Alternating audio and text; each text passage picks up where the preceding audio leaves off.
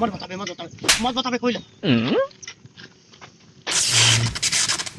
जी ये मेरे बिन बिलार मुंह के भिखारी का आदमी देखेस का? हाँ वही जब बधिया का बस हाँ ये मेरे महका थे उधर गया का? वही डार का दे मत पंचुम लगा है।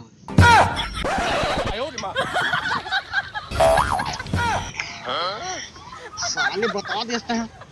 बता बे कह रहे हैं तो ना भाई मोर बेग धर के। हां बे मोला मारे दे तो पहली तक आप बता रही। अरे सुन, अब मोर बेग धर के भागे भाई मोला मारन देना जी। अरे मोला मार दे। अरे सुन झूठ बोलना बुरी बात है समझे, झूठ नहीं बोलना चाहिए, झूठ बोलने से बहुत बुरा होता है जान।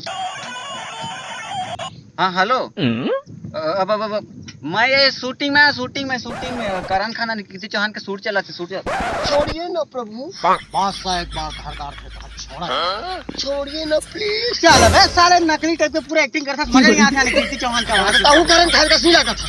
दिमाग खराब मत कर साले, देखिए मारहनत ना घले ना कहाँ फेंका बेन, कहाँ दिमाग खराब मत कर।